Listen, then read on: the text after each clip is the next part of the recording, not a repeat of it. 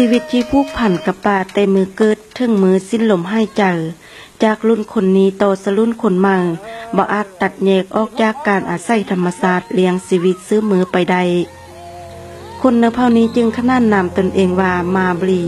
ซึ่งแปลว่าคนป่าหรือพวกเฮาเอิ้นว่าเผ่าตองเรื่อง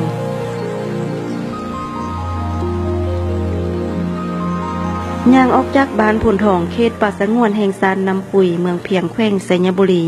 ประมาณ2 ชั่วโมงพวกเฮาจึงไปฮอดเขตป่าที่เขาเจ้าอาศัยอยู่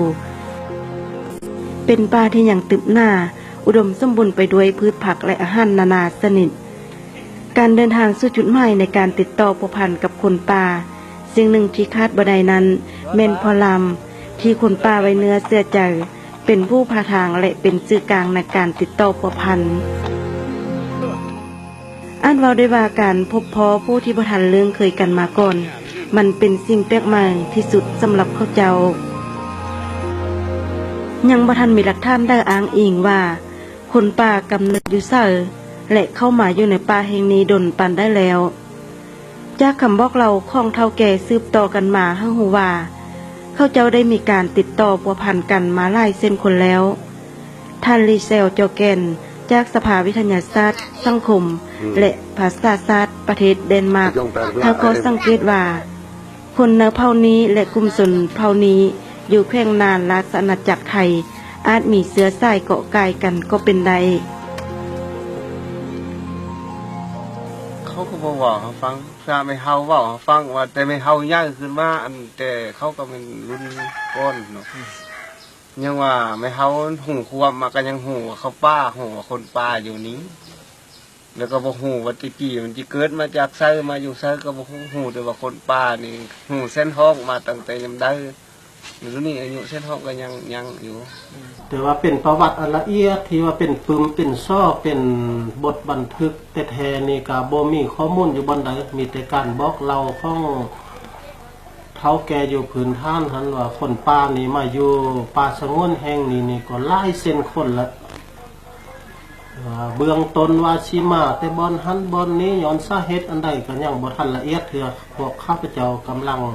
สืบต่อคนขวาอยู่แต่ก็ยังบ่ทันใดข้อเท็จจริงเทื่อโดยปกติคนป่าจะบ่อยู่บนใดบนหนึ่งอย่างถาวรเขาเจ้าจะมีการอพยพเคลื่อนย้ายไปตามป่าตึกบอนที่มีอาหารอุดมสมบูรณ์ในเขตป่าสงวนแห่งสารน้ำปุ๋ยเมืองเพียงแขวงไสยบุรีบริเวณห้วยพาดห้วยเปื่อยและน้ำส่งโดยอยู่กันอย่างกระจัดกระจายบอนละครอบครัว2 ครอบครัวการอพยพเคลื่อนย้ายของเขาเจ้ามีลักษณะเวียนขึ้นมาบอนเก่าเห็นนี้คนป่าจึงสามารถหูแรงอาหารการกินและขอบเขตการล่าสัตว์ป่าดี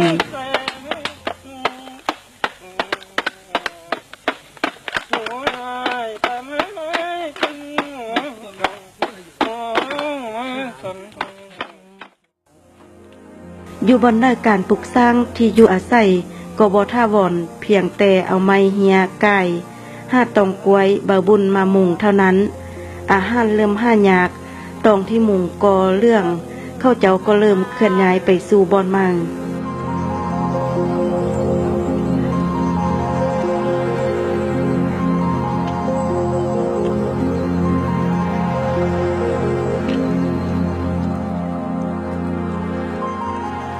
คนเผ่าตองเรื่องบ่มีการผลิตดำรงชีวิตโดยอาศัยธรรมศาสตร์บ่กินข้าวเป็นอาหารต้นตอกชีวิตแต่ละวันเพียงแต่ออกจากบอนอยู่สอกหากินหน่อไม้หัวมันป่ายอดบุญยอดไหวมักขอมักตาวปูป่าตามห้องธรรมศาสตร์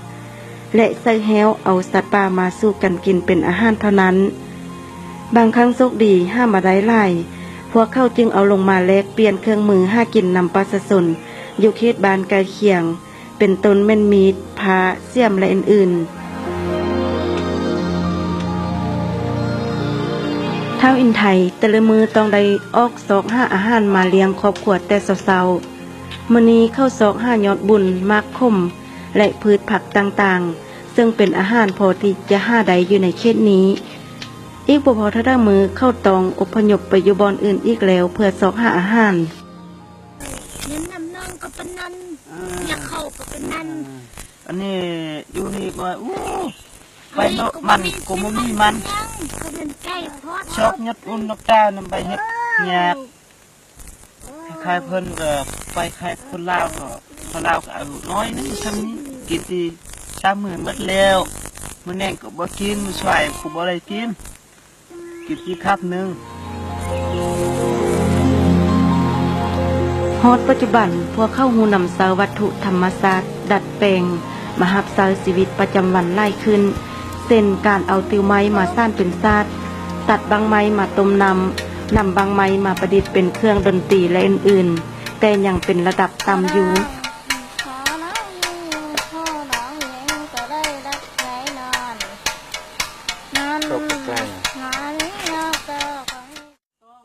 ว่าได้ว่าสิ่งที่เป็นน่าประทับใจของเผ่าตองเรื่องอยู่เมืองเพียง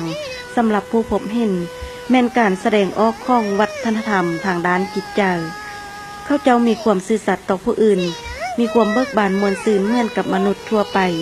แสดงออกด้วยบทฮ้องบทลำบางครั้งบทฮ้องบทลำจะเป็นภาษามาบรีบางครั้งเป็นภาษาลาว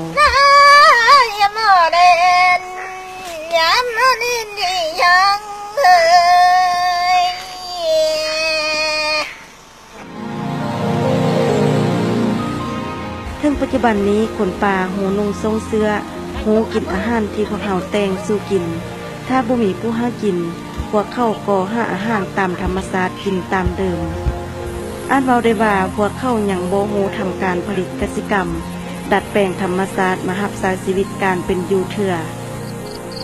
คนในเผ่าตองเรื่องมีภาษาปากเว้าเป็นของตนเองที่เป็นความอุดมสมบูรณ์อย่างหนึ่งของเขาเจ้าและประกอบส่วนเข้าในขังสร้างภาษาของโลกเอิ้นว่าภาษามาบรีจากการค้นคว้าของนักวิชาการหลายท่านได้จัดภาษาดังกล่าวเข้าอยู่ในหมวดภาษามอญเขมรไอ้ทิงยมบรีคนป่าอยู่ไสยบุรีพวกเราจะต้องได้เข้าใจว่าเป็นหยังพวกเราจึงเอิ้นว่าคนป่าสมัยเก่าคนเอิ้นว่าพวกตองเรื่องมาเดี๋ยวนี้ตามทัศนะของข้าเจ้าและข้าเจ้ามักคำว่าคนป่าหลายกว่าเพราะข้าเจ้าถือว่าข้าเจ้านั้นน่ะเป็นผู้ปกปักรักษาป่าและอยู่นำป่าดำรงชีวิตตามธรรมชาติอยู่ในป่าข้าเจ้าเป็นตระกูลมอญเขมรอยู่ในกลุ่มภาษาขมูอิกในศัพท์สากลเป็นว่าภาษาขมูอิกขมูอิกนั้นน่ะก็คือภาษาขมูของพวกเราเนี่ยภาษาขมูเนี่ยก็เข้าอยู่ในตระกูลภาษาของมอญเขมรเอิ้นว่าเป็นภาษาออสโตรอาเซียติกก็ว่าได้หรือว่าอาซีไตแล้วพวกเราก็รู้จักได้อยู่บนว่าศัพท์ที่ข้าเจ้าใช้ภาษาที่ข้าเจ้าใช้นะแม่นภาษาของตัวอย่างคือข้าเจ้าจะเว้าเสื้อเรียกว่าข้าเจ้าชื่อว่าระบายแต่ว่าเสียงของข้าเจ้าน่ะจะยาวๆจะโยนเสียงไปจักหน่อยแต่ว่าคำว่าระบายไม่อย่างเนี้ยมันก็เป็นภาษาของขมูนอกนั้นไล่ศัพท์ก็แมนคำเดียวกันกับภาษาขมูแต่ว่าจะต้องเข้าใจว่าภาษาของข้าเจ้านั้นนะอย่างน้อยหมายความว่าแทนที่จะกว้างขวางมีไล่ศัพท์ที่กวมในชีวิตสังคมข้าเจ้าก็มีข้อเขตจำกัดทางภาษาของข้าเจ้าเป็นไปบ่ได้ที่จะปฏิเสธว่าคนป่าบ่มีวัฒนธรรมฮีตของประเพณีพวกเขาเจ้ามีการคลำคำแขะมีข้อห้ามอยู่ภายในกลุ่มโดยเฉพาะมีการยำเกรงเกี่ยวกับปรากฏการณ์ของธรรมศาสตร์คงต้องใช้เวลาค้นคว้ากันอีกยาวไกลพวกเขาจึงจะสามารถรู้ได้ละเอียดแล้วตามธรรมดาคนป่านี่เขาเจ้าก็มีหีบมีคองมีการเสื้อถือคือกันแต่ว่าฮักง่ายได้ที่สุดคือสมมติว่าเขาเจ้ามันเศร้าสันสนอันนี้ก็เพียงแต่ว่ากับไฟพามนึงกับไฟธรรมดานี่ก็ได้หรือว่ามันโฮบนึงหรือว่ามันนี่ขุดมาได้นึงโฮบนึงนะเอาไปมันก็ได้ มันเศร้านะ การอาศัยธรรมศาสตร์เพียงแต่อย่างเดียวเพื่อสอกหาเลี้ยงชีวิตซื้อไปวันๆดังที่เป็นอยู่ในปัจจุบันของสาวมาบรีคงบ่เพียงพอต่อไปอีกแล้วด้วยเหตุว่าป่าไม้บริเวณที่อยู่อาศัยของเขาเจ้าและบอนอื่นๆเริ่มขาดความอุดมสมบูรณ์ย้อนการทึกทำลายเป็นเหตุให้อาหารการกินตามธรรมศาสตร์ลดน้อยถอยลง ปัญหาของส่วนเท่าวันนี้ปัจจุบันเนี่ยก็กำลังทึกคมคูที่จะสูญพันธุ์เพราะว่ามีในระหว่าง19หรือว่า20ปลายคนในปัจจุบันเป็นหน้าที่ของพวกเราทั้งหมดที่จะต้องได้ช่วยกันอนุรักษ์และปกปักรักษาช่วยเขาเจ้าบ่หมายความว่าที่ไปช่วยเขาเจ้าให้เขาเจ้าออกมาเป็นคนทันสมัยปัจจุบันเนี่ยซึ่งเฮ็ดบ่สามารถจะเฮ็ดได้เพราะกระบวนวิวัฒน์ในการหั่นเปลี่ยนชีวิตของเขาเจ้าเนี่ยจะต้องใช้เวลาอันยาวนาน ชุดยูยังยุบยาชุดยูยังเขากินก็ให้ข้าเจ้านี่เขาค่อยเปลี่ยนทีละก้าวยำหน้าเขาต้องผ้าห่มให้ยำแรงมาเขาก็ทงมุ้งให้เดี๋ยวพอชุดยูแล้วข้าเจ้ามาเขาเป็นบ้านนี้ข้าเจ้าก็มีบ้านกลมมีซ่องกลมนี่ข้าเจ้าก็มีเป็ดมีไก่มันจุดน้อยอยู่เป็นบอลให้ผู้เฒ่าผู้แก่เฝ้าและผู้นุ่มผู้น้อยไปหากินอันนั้นมีวิธีนึงเดี๋ยวพอลืมข้าเจ้าพอแก้ไขข้าเจ้าปัญหานี้ อาจเราได้ว่าคนป่ากำลังจะทึกนิบหัดให้อพยพเคลื่อนย้ายไปวันๆโดยบ่มีมือสิ้นสุด